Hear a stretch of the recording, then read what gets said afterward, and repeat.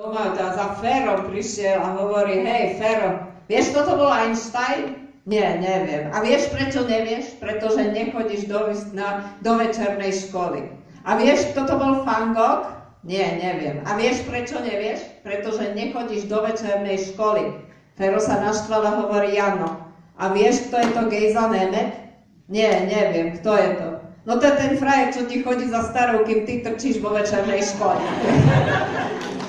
Ešte vám takto poviem, že nedávno do Vysokých Tatier za Bačom prišiel taký dobre oblečený, elegantný chlap v nádhernej limuzíne a hovorí, Bača, poviem vám, koľko máte v stáde ovcí. Bača hovorí, ja to nepotrebujem vedieť.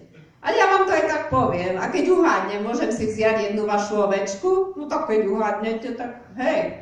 Chlap vytiahol mobil, pripojil sa s ním na internet, elektronicky si objednal satelitný snímok stáda, priblížil si ho, prepočítal ovce, hovorí 136. Bača prikývol, chlap popadol zviera a šiel s ním k autu. Bača hovorí, hej, pane, a keď ja uhádnem, aké je vaše zamestnanie, vrátite mi moje zviera? Pán hovorí, no vrátim, ale vy to nemôžete uhádnuť. Bača vraví, vy ste expert z Európskej únie. Chlap vytreštil oči, hovorí, ako ste na to prišli? Bača hovorí, no normálne, prišli ste sem bez toho, že by vás niekto pozval. Nútite mi informácie, ktoré nepotrebujem a pletiete sa do vecí, ktorým vôbec nerozumiete. A teraz mi vrátim môjho psa. Takže ja si myslím, že sa môžeme rozlúčiť. Byli ste strašne fajn, Jirko, poď sem. Jiří Helekal to tady rozsvítil. Rozpohyboval se tak, že teď bude problém s ním držet v autě. Já vám moc děkuji, že jste báječné publikum.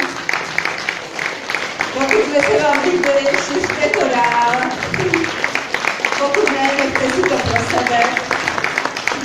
Já se s vámi rozloučím tak, jak se vždycky loučíval Šimek.